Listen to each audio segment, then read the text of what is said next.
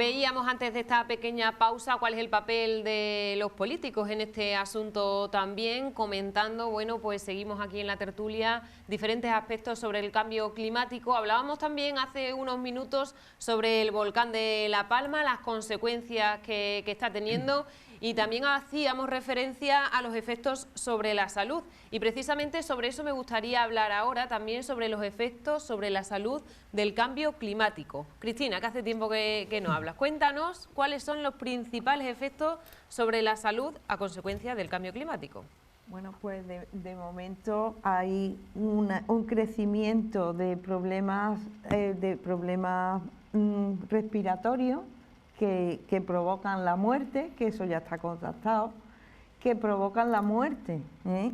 Hay, no sé el porcentaje, pero me parece de la salud la ha sacado hace poco y que ese tipo de muerte ya supera a la muerte, por ejemplo, por accidentes de tráfico, ¿eh?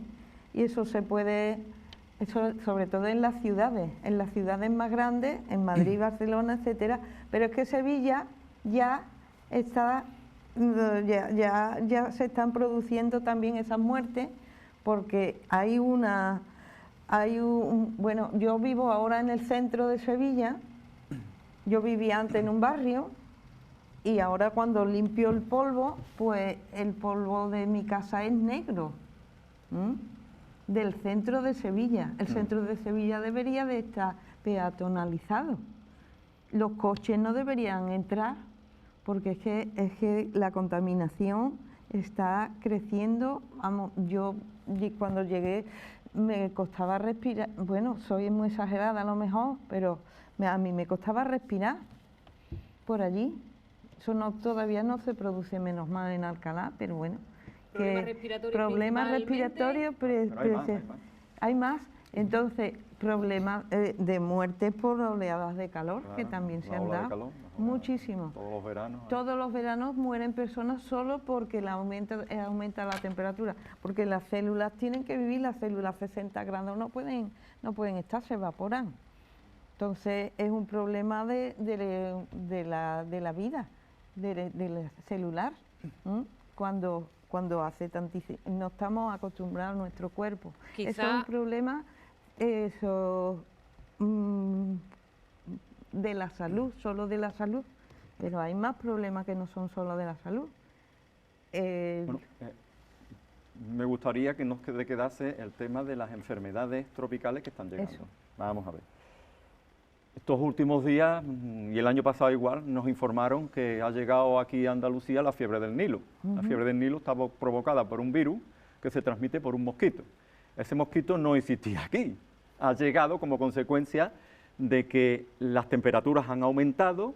Antes no era posible que se reprodujesen aquí porque necesitan una temperatura concreta, más parecida a la de los trópicos, más alta. Y ahora ya, como ha subido las temperaturas por culpa del cambio climático, ahora ya sí se reproducen los mosquitos aquí. Y esos mosquitos son los que transmiten el virus de la fiebre del Nilo. Y esto solo ha hecho empezar, ¿eh? Van a venir muchas otras enfermedades tropicales que ya están subiendo, porque van a venir los vectores, que son mosquitos, garrapatas, etcétera, etcétera. Tenemos que prepararnos también para eso. Son enfermedades que ya están conviviendo con nosotros y que van a ir aumentando. Efectos sobre la salud también a raíz de este cambio climático. Ángel Luis sigue por ahí a través de videollamada, ¿está con nosotros? Aquí estoy. Aquí está, ¿verdad? Bueno, pues ¿qué tiene que decir al respecto sobre este segundo bloque que acabamos de comenzar y que hemos principalmente iniciado con esos efectos sobre la salud? Hablaba Cristina de problemas respiratorios, hablaba también Antonio de otros problemas, ¿no?, como las olas de calor y también, bueno, pues en este caso el mosquito del Nilo, ¿no?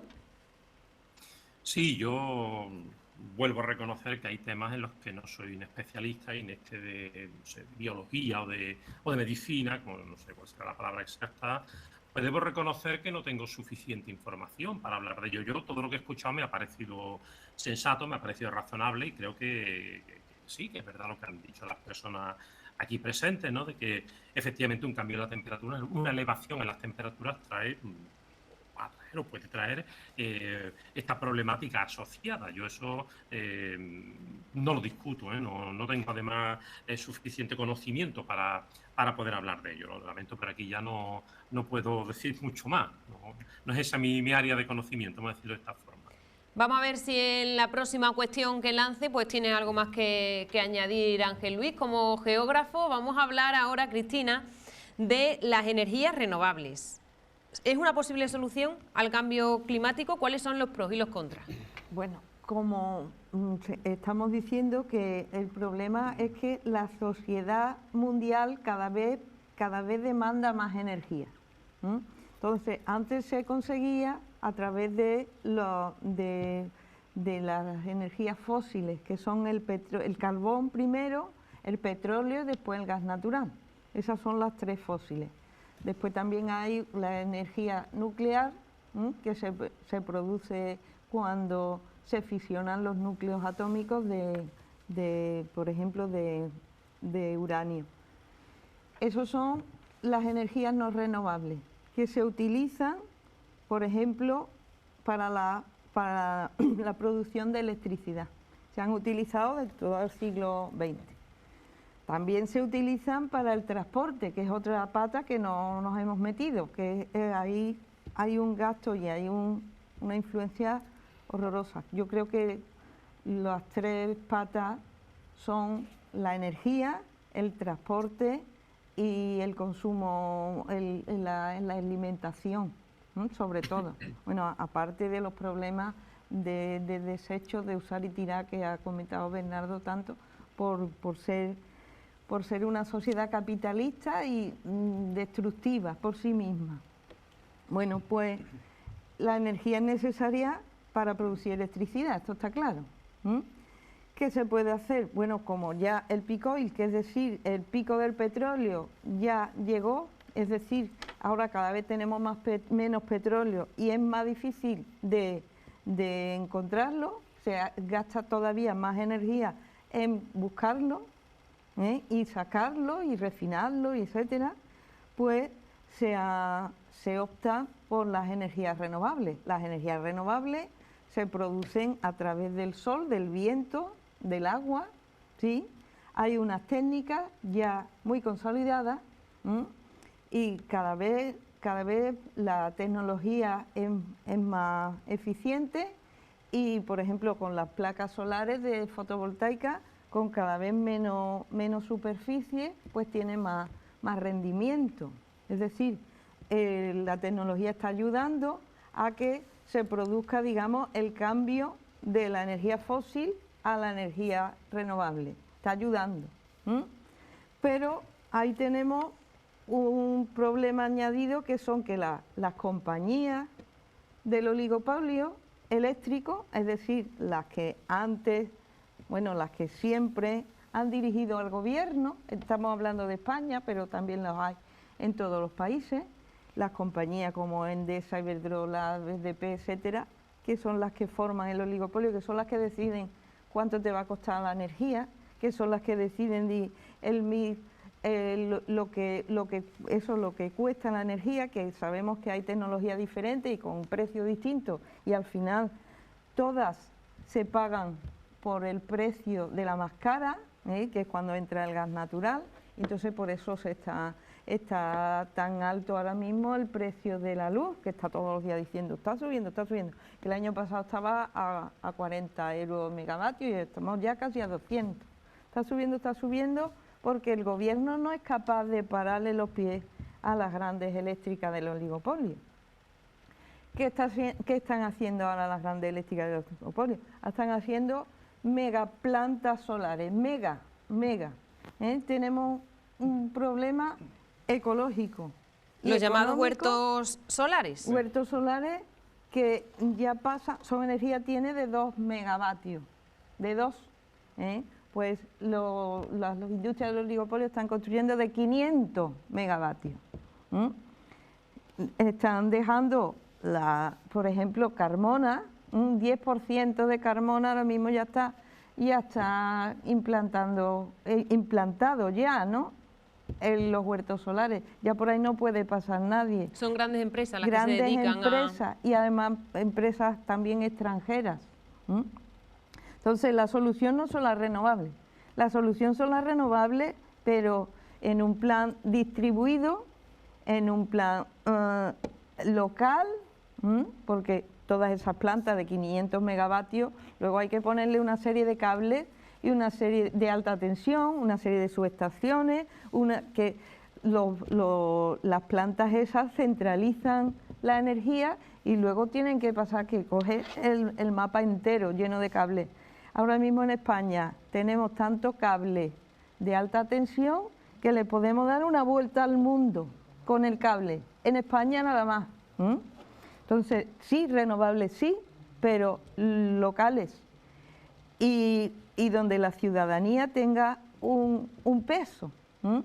Por eso, por ejemplo, nuestra cooperativa que Son Energía, pues está poniendo en marcha, ya lleva unos años, poniendo en marcha unas compras colectivas de instalaciones individuales donde los socios y socias podemos comprar unas instalaciones para cada casa. Nos salen más baratas porque se compran a la vez, nos salen más baratas y no solo baratas, sino que las calidades son mejores, el seguimiento es mejor, no se produce tanto impacto.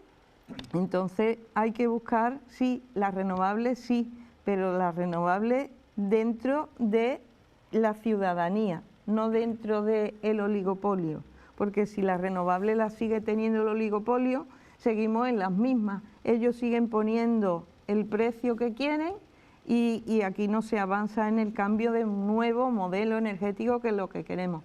Cambio de modelo, pero nuevo, ciudadano, respetuoso y distribuido. Eso es lo que queremos. Y que el precio no lo pongan siempre los estos. Y así se disminuiría la pobreza energética también. Porque hay muchas personas, y ahora sobre todo con el cambio de tarifa, ahora hay muchísimas personas que no pueden, de verdad no pueden pagar la luz. Entonces hay opciones, ahora mismo están las comunidades energéticas, que se ponen unas placas en un sitio y ahora con esas placas pues le pueden dar electricidad a sitios cercanos, ¿no? Menores de 500 metros, pero de esta manera, siempre distribuido, siempre que la ciudadanía pueda aportar y siempre que, bueno, también si los ayuntamientos y los gobiernos interviniesen, pues se podría hacer la transición, pero de forma que la ciudadanía tuviese las riendas.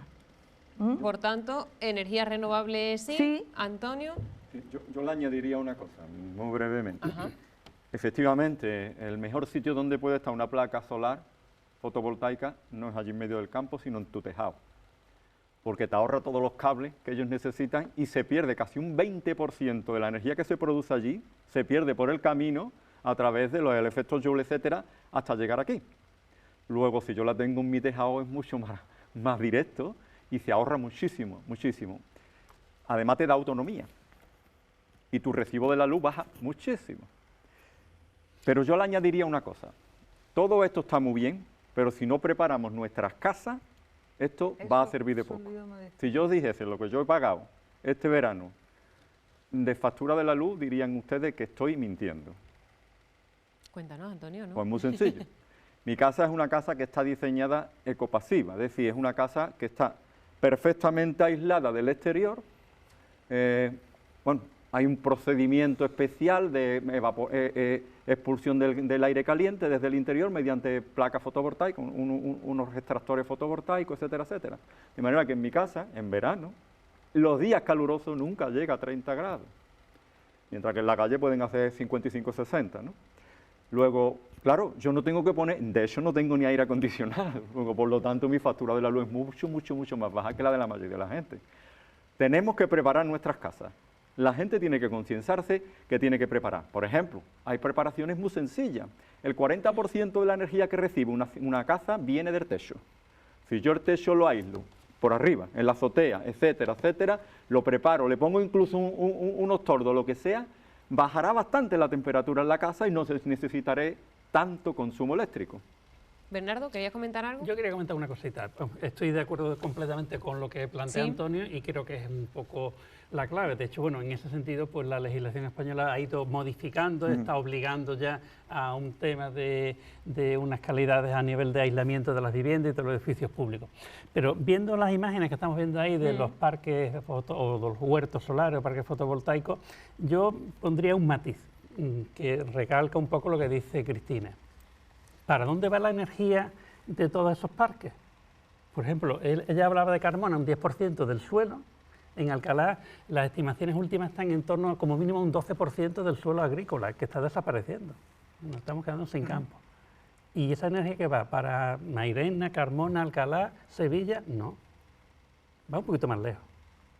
O sea que nosotros nos estamos convirtiendo en tierra o zona de sacrificio para producir electricidad que se la van a llevar a Europa.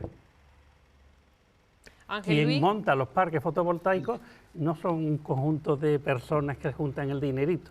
Lo que ha comentado Cristina, yo soy de esa cooperativa y yo puse dinero para una de las 2 plantas de Lora y le pusimos por una serie de personas. Había un límite, lo máximo que puedes poner una determinada cantidad y bueno, pero esas plantas son todas de fondos buitres, de grandes compañías de los oligopolios energéticos, y esa energía no va aquí, esa no se queda aquí, esa va para afuera. O sea que nosotros aquí la producimos, destruimos nuestros campos, nuestro medio ambiente, para que otros se beneficien. Y sin embargo, la administración no hace nada para potenciar que cada uno de los ciudadanos, o por comunidades, porque no todos los ciudadanos tienen un tejado encima de su casa, a lo mejor un bloque de piso, en fin, que hay distintas tipologías de viviendas, y pues potenciar que realmente la producción de electricidad sea cercana, local, y como bien te ha dicho Antonio, la electricidad que produzcan ahí, el 20% se pierde. La que produzca en el tejado de tu casa o en una comunidad energética se va a perder menos de un 3%. Estamos haciendo un derroche y además estamos poniendo, como decía Cristina, pues a la gente en una situación de pobreza energética y de dependencia energética. ¿Para qué? Para que el negocio de unos pocos. Vamos a invertir, vamos a empezar a pensar en las personas y vamos a pensar en la cercanía. De hecho, había por ahí un ayuntamiento que en sus instalaciones ha montado placas fotovoltaicas y suministra a las personas que viven a menos de una determinada distancia energía eléctrica. Esas cosas aquí parece que no se plantean, son en otros sitios más alejados. Queremos hacerlo en Alcalá, en Dos Hermanas, queremos entrar en los ayuntamientos a ver si nos escuchan, porque tampoco nos escuchan del todo, ¿sabes? Pero queremos insistirle a los ayuntamientos que hagan, que se llama comunidades energéticas. Entonces, que en sus instalaciones coloquen placas solares, que no tienen por qué pagarlos ellos, y ahora además también hay un montón de subvenciones, vienen de Europa, vienen de aquí de la Junta de Andalucía, un montón. Pues vamos a seguir insistiendo, cada uno como podamos, pero vamos a seguir insistiendo que se monten en los colegios, en los institutos, hay muchos sitios, las bibliotecas públicas, hay muchos sitios de edificios públicos y que le pueda suministrar a las personas que están alrededor. Sigue. Sí, con lo que yo estaba diciendo antes, lo de preparar nuestras casas, sí. La mayoría de la gente no sabe que la Unión Europea subvenciona a través de la Junta de Andalucía, desde que tú cambias las ventanas malas que tienes por unas ventanas buenas aislantes, o hasta que instales placas fotovoltaicas allá arriba, o que aísle toda tu vivienda con un aislamiento bueno. Todo eso está subvencionado. ¿Lo sabía ahora mismo? Nadie. Quizás exista pues un desconocimiento también sobre ese tema. Eso, ustedes, los medios de comunicación, tenéis muchas posibilidades, porque esto ayudaría mucho a todo el mundo. Lo tendremos en cuenta. A ver, Ángel Luis, ¿qué tiene que opinar al respecto sobre ese impacto medioambiental de esos huertos sociales que vemos huertos solares que vemos en imágenes y cómo está afectando al medio ambiente? Yo estoy de acuerdo con que hay que concienciar a la ciudadanía, por adelantado, eso es muy importante. Los medios de comunicación tienen también una responsabilidad en esto, indiscutible, y creo que sobre todo el tema de las administraciones públicas, las decisiones políticas que se toman al respecto. Pero yo creo que el final de esto, alguien lo ha citado previamente, ¿no? Es el problema de la energía. Vamos a ver, los seres humanos hasta el siglo XVIII han utilizado la energía natural, es decir, la energía del viento en los molinos, la energía del agua en las norias, en fin, también otros molinos, la energía animal, de extracción animal, de la energía de la madera, ¿no?, de los bosques, etcétera, pero hay que ir al origen del problema, ¿no? Efectivamente, es en el siglo XVIII, XIX, sobre todo, cuando pues, los seres humanos, con motivo de la revolución industrial, necesitan más fuentes de energía con más poder calorífico y fáciles de extraer. Y claro, se encuentran el carbón, que hay mucho en Inglaterra y por Europa, tal y cual. Se encuentran el petróleo, que en Europa no hay, pero lo encuentran en Estados Unidos, ¿no?, en América, aunque ya lo había en Oriente Medio. Y bueno, pues asociado al petróleo se encuentran el gas, ¿no? Aquí está el problema, es decir, se explica muy bien, ¿no? Son energía de origen fósil, de origen orgánico, son antiguos bosques, etcétera, etcétera, que quedaron, digamos, transformados, ¿no?, en hidrocarburos y en todo lo que se quiera comentar. Y claro, el problema es que estas fuentes energéticas contaminan extraordinariamente. Está claro que aquí está el problema. La solución, pues yo creo que también se está diciendo aquí. No está todo el mundo igual de acuerdo, ¿vale? Esto ya podemos discutirlo, pero está claro que es una tontería decirlo, volver al pasado, es decir, volver a utilizar energía, a mí me gusta llamarlas alternativas, bueno, igual, renovables, perfecto, es una palabra también correcta, ¿no? Entonces, ¿qué tenemos que hacer? Pues mi opinión está claro, se está planteando aquí, ¿no? Aprovechar la energía solar, eso está claro.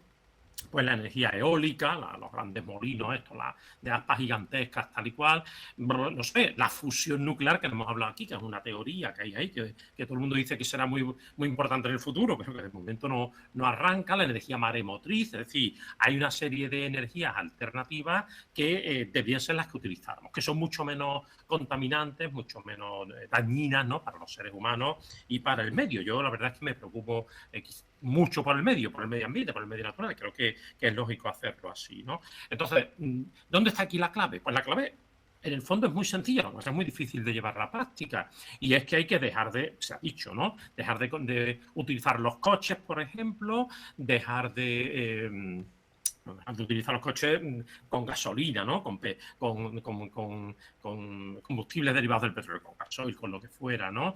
Deberíamos, pues, bueno, fomentar el uso de esta energía. Y eso implica, por ejemplo, también cerrar centrales térmicas, es decir, implica un cambio radical en las condiciones de obtención de energía que ahora mismo llevamos a cabo en el planeta. Yo creo que aquí está la clave. Y no solo la energía, hay algo de lo que no hemos hablado mucho, pero también está totalmente relacionada con el tema del clima, que yo insisto en ello, es la destrucción de los grandes pulmones, de las grandes masas forestales que hay en el mundo, en la Amazonía, en África, en la mitad del Congo, en Indonesia. Y recuerdo que lo que está sucediendo ahí, que es algo terrible a mi modo de ver, pues está propiciado, primero, el caso de Brasil, ¿no?, porque hemos elegido una forma de sostenernos en cuanto a nuestros alimentos que se basa cada vez más en consumir carne y no en consumir vegetales, ¿no? Entonces están aniquilando la selva, deforestando todo lo que hay para plantar maíz, que a su vez sirva para alimentar al ganado vacuno, al porcino, etcétera, etcétera. Lo que está pasando en Indonesia, talar la selva para plantar palmeras, ¿no?, para obtener aceite de palma. O lo de África, que es todavía mucho más triste, ¿no?, que es la presión demográfica tan tremenda que hay. África duplica su población cada 30 años, la gente no tiene de qué comer y entonces, ¿qué es lo que hacen? Pues destruyen toda la selva con el objetivo de plantar, seguir creciendo en lo que es la producción agrícola, ¿no?, con unas técnicas bastante atrasadas, muy rudimentarias, de muy poca productividad. Claro, si unimos todos esos factores, lo que estamos diciendo antes, de la necesidad energética que tenemos en el mundo, más desarrollados, vamos a decirlo así, pues ahí tenemos todo el problema. Para mí, yo sé que está a corto plazo y además estoy de acuerdo en que estas energías alternativas tampoco son totalmente limpias, es decir, también tienen otros problemas derivados del transporte, de, en fin, de muchas cosas, ¿no? Incluso de la propia producción en ocasiones, ¿no? El impacto paisajístico, claro que tienen también problemas, ¿no? Pero a corto plazo o a medio plazo, yo creo que debe ser una alternativa, porque lo que se ha dicho antes de que nos estamos cargando el planeta y que vamos así a la catástrofe, yo creo que eso nadie lo discute, ¿no? Habrá que avanzar más, ¿no? Yo en esto, en fin, no creo que la tecnología no resuelve todos los problemas, pero es verdad que ayuda mucho a resolverlos, ¿no? Yo creo que con el paso del tiempo, si seguimos un poco trabajando en esta línea y bueno, somos conscientes del problema que realmente tenemos, pues deberíamos de sustituir lo antes posible toda esta problemática energética contaminante al máximo por una energía que, sin ser perfecta, por lo menos nos permita un poco mantenernos en una situación que sea bastante mejor que la actual, ¿no? Yo entiendo que va por aquí un poco el problema. Muy interesante, ¿verdad? Lo que comenta sí. Ángel Luis también. Sí, y me gustaría hacer un comentario añadido a eso. Hace un mes aproximadamente, la presidenta de la Comisión Europea, la señora Ursula von der Leyen, salió y anunció a toda Europa que ya se había aprobado el nuevo plan de trabajo de la Agencia Medioambiental Europea y que va a tener dos grandes objetivos muy importantes. Uno de ellos es que se van a plantar en Europa miles de millones, no millones de árboles, sino miles de millones, creo que eran 6.000 millones de árboles en los próximos años. Yo cogí y me puse a hacer cálculos. Digo, coño, ¿cuánto nos corresponde a Alcalá de Guadaira? Pues yo soy de Alcalá. 185.000 árboles para los 280 kilómetros cuadrados que tiene Alcalá. Sinceramente, yo no veo que haya ningún movimiento ni posibilidad de que eso se haga. Luego, ¿qué va a pasar? Pues que los árboles los van a plantar en Polonia, en Lituania o yo no sé dónde. ¿Y los de aquí dónde van? O sea, y me preocupó. Y la segunda cuestión es que quieren revertir hasta un 30% del suelo para que vuelva a ser suelo de bosque, que no haya cultivo ni nada, porque eso mejora mucho la biodiversidad y actúa mucho sobre el cambio climático. Las dos cosas, porque los árboles quitan dióxido de carbono de la atmósfera y lo convierten en madera. Luego es una forma magnífica de quitar dióxido de carbono. Luego plantar miles de millones de árboles es ideal. Una buena idea también. En China están plantando el ejército, en vez de dedicarse a otra cosa, lo que se está dedicando es a plantar árboles. Bernardo, te quería preguntar, hace unos momentitos hablábamos de que los beneficios de esos huertos solares que se están plantando, ¿no?, aquí cada vez más en nuestro terreno, pues no recaen al final en los ciudadanos de la comarca, de los municipios de aquí de la zona. Sí que es cierto que muchos de estos huertos se instalan en terreno de propiedad privada. Esos propietarios sí que se llevan un beneficio económico importante. Los propietarios se llevan un beneficio, pero la sociedad en conjunto se lleva un prejuicio. Lo que está comentando ante Antonio, los miles de árboles que tienen que plantar en Alcalá, si ya le hemos quitado como mínimo el 12% del suelo, ¿dónde los vamos a plantar? Porque estamos quitando suelo, estamos quitando biodiversidad.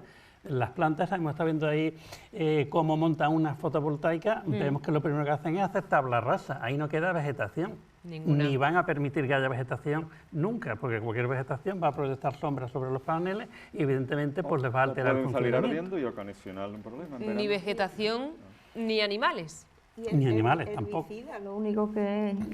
Entonces, evidentemente, el tema de las plantas, pues inicialmente tiene un beneficio el propietario del suelo, las personas que trabajan en el montaje, pero luego el beneficio ¿dónde va cuando empiezan a producir? Carmona va a tener beneficio, El Viso, Mairena, Alcalá, Dos Hermanas, Utrera. Es que la cantidad de plantas fotovoltaicas que van a poner en esa franja que te he comentado es impresionante. Sí que esas grandes empresas pues vienen con un importante presupuesto económico que destinar a este fin y los propietarios pues al final acaban cediendo porque son contratos de larga duración, de muchos años. Son de 30 años. De 30 años mínimo. 30 años. Pero aquí estamos invirtiendo. Antes comentaba el geógrafo el tema de que un poco el tema de las energías, como ahora vamos con combustibles fósiles, formas de crear. Yo estaba pensando cuando le estaba comentando, bueno, pues que hace un siglo cada municipio tenía su central de producción de electricidad, o la mayoría de los municipios. Eso cuando empezó, por ejemplo, aquí en Andalucía, la Compañía Sevillana de Electricidad, a la antigua Sevillana de Electricidad, lo primero que hizo fue cerrar todo eso y todo centralizarlo. En las hidroeléctricas, en nuclear, que tenemos una ahí en Extremadura, etcétera, etcétera. Y eliminar toda la producción local. ¿Pues dónde queda producción local? Aquí, desde luego que no. Donde queda producción local y está monopolizada por las grandes compañías es en el norte. Si visitas el norte, pues si ves minicentrales hidráulicas que todavía funcionan, algunas cositas de esas. Pero aquí van a arrasar, aquí vamos al oligopolio y se acabó. Y la pequeña producción o la producción cercana para los ciudadanos, eso no entra dentro de la agenda. Precisamente, Cristina, te quería preguntar, ¿hay manera de frenar lo que estamos hablando o ya estas grandes empresas están interiorizadas en la zona, vamos, y a nivel general, porque por toda España se están viendo estos huertos y no se puede hacer nada, o es muy complicado? Sí se puede hacer, yo sí soy optimista, Antonio, yo sí soy optimista.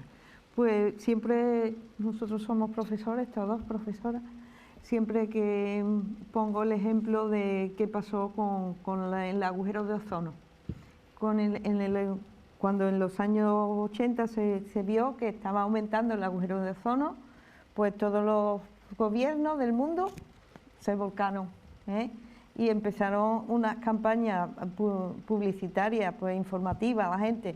No compres esto, no compres esto, pero es que ya tampoco te lo vendían. Es que ahora te dice, no compres toallitas y te las siguen vendiendo. Pues entonces, spray, no digo ahora, pero antes con los sprays, pues lo eliminaron todos los sprays eliminados. Y lo que lo querían, ya no estaban los sprays. Entonces, si fluorocarbono.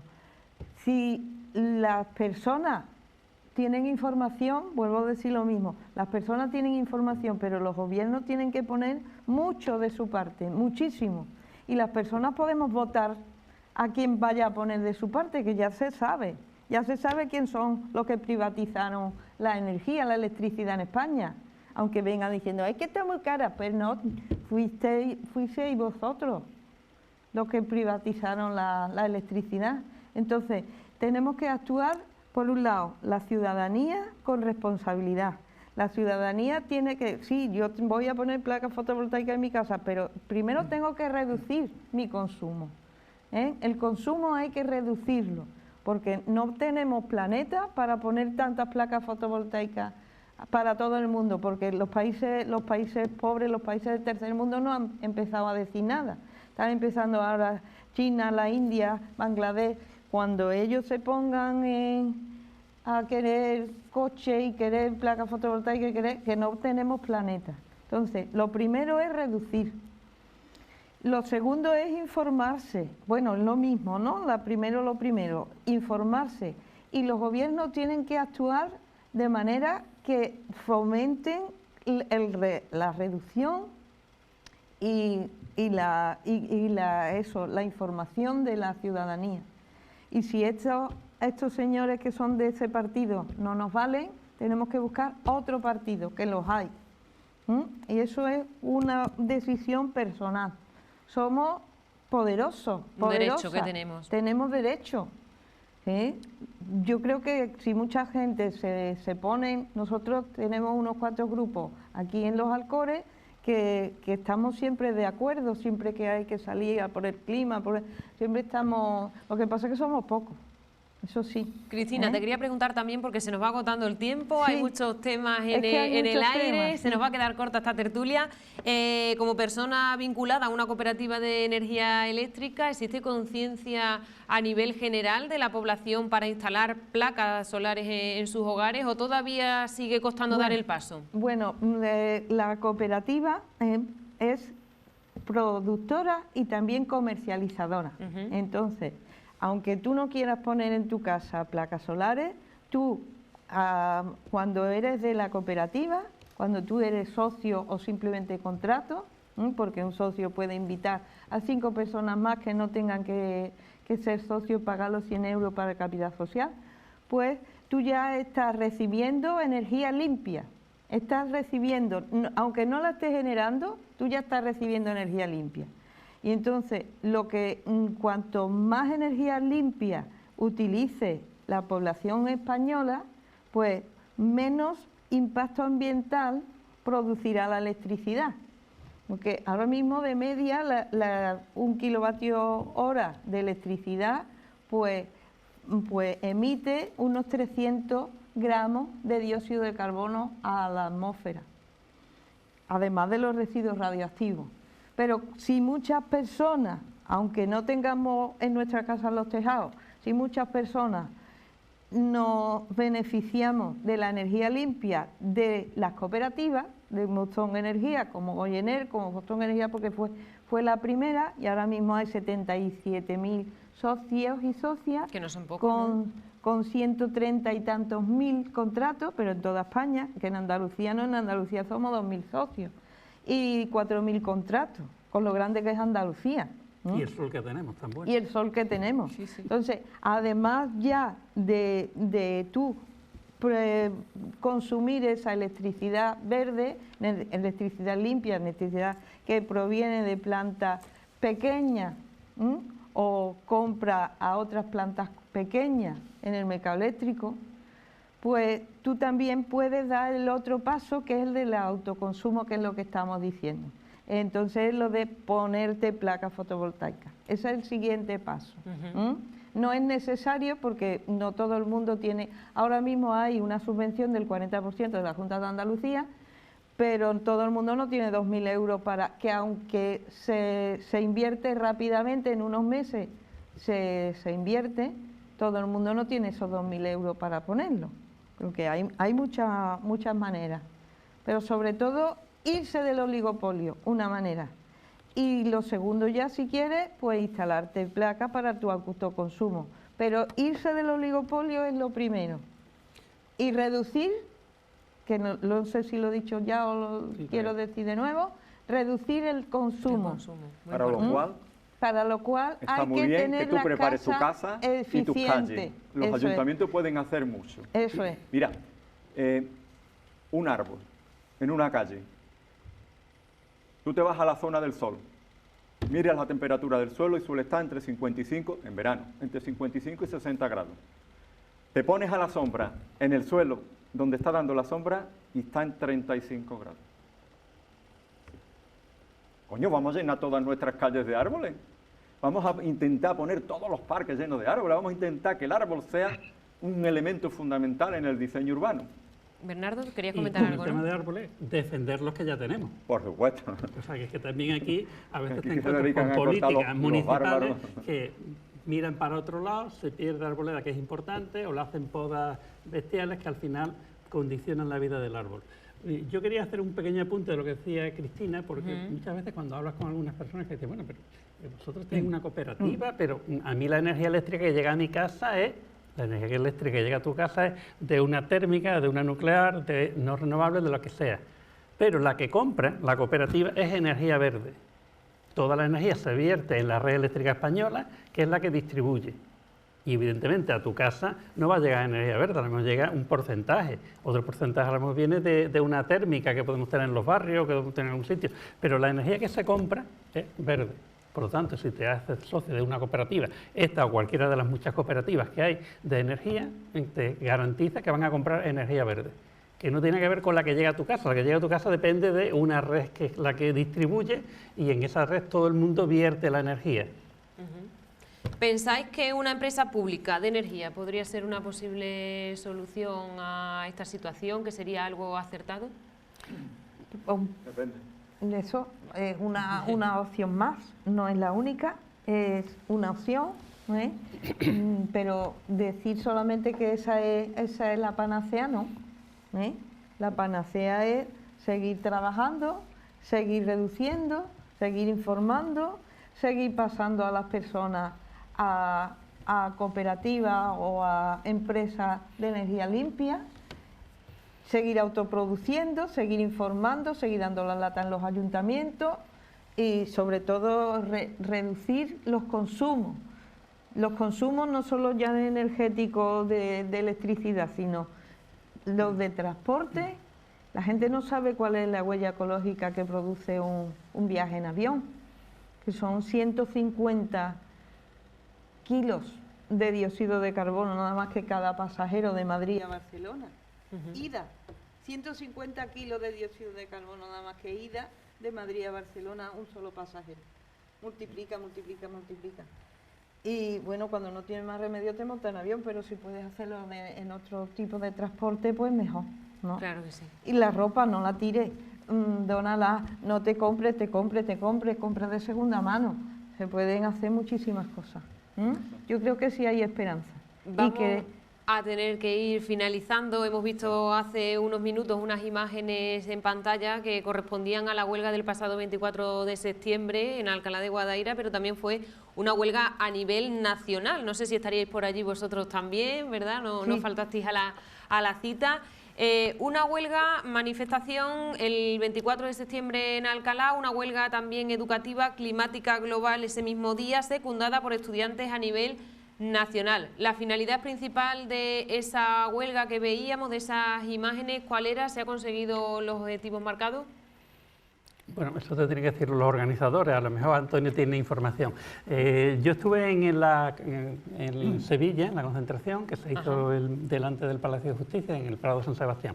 Y bueno, allí se hizo una representación del juicio climático y se puso en evidencia, bueno, pues sobre una mesa había un montón de carteles de multinacionales o de organismos que son responsables del cambio climático y bueno, se planteaba el tema del juicio simbólico, que además que ya se ha presentado, que es el que comenté antes, que ha presentado pues Greenpeace, Ecologistas, Intermon Oxfam y el grupo este de colectivos al gobierno español por el tema de los incumplimientos de la normativa europea en temas medioambientales. Eso está ahí. Y ese era un poco el hilo de unión entre todas las movilizaciones que hubo en el territorio. Conseguirse, bueno, pues se consigue el objetivo de participación, concienciación, luego ya el tema judicial siempre es un poco difuso, aunque sí te puedo comentar que pleitos de estos pues se han ganado ya en Holanda, en Francia, en Alemania, o sea que poco a poco se va empezando el camino. Yo no soy optimista, pero tampoco soy tan pesimista como Antonio. Yo creo que se puede ir luchando y, por ejemplo, de las fotovoltaicas... que sea pesimista. Y de las fotovoltaicas, y él está en el grupo ecologista, sabe perfectamente que se están presentando alegaciones. Por ejemplo, la última fue una fotovoltaica. Está viendo ahí el vídeo, está disponiendo 100 hectáreas. La última que se ha presentado alegaciones en Alcalá, que eran 400 hectáreas. Que desaparecían. Alcalá en estos momentos tiene probablemente las instalaciones fotovoltaicas más grandes de toda España en cuanto a superficie ocupada. Algún día deberíais coger e iros por allí, por la zona del sur, la zona de Don Rodrigo, y os vais a quedar asombrados de lo que hay allí instalado. Bien, yo sigo pensando que el mejor sitio donde tienen que estar las placas fotovoltaicas es en el tejado de tu casa. De todas maneras, volviendo con eso, yo creo que este tipo de movilizaciones, como la del pasado día, tienen una función de ir creando conciencia, de decirle a los gobernantes que estamos aquí y que tenéis que tener en cuenta esto, lo cual no significa que nos vayan a hacer caso. Yo sinceramente no soy muy optimista en ese sentido de que nos vayan a hacer caso, porque estos son, mire usted, uno de los problemas que tenemos es que este tipo de cosas necesitan un plan a medio plazo. Esto no se va a solucionar en 3 días, ni en 4, ni siquiera en 4 años. Y aquí, como nuestros gobernantes saben que solo hay elecciones cada 4 años, yo no quiero saber nada que sea más allá de 4 años. Y entonces los planes a medio y largo plazo, que son los que de verdad pueden enderezar esta situación, o todo el mundo mira para otro lado. No, vamos a ver lo que hago yo de aquí a 4 años, porque después me tienen que votar otra vez o no. Y ese es el problema de fondo.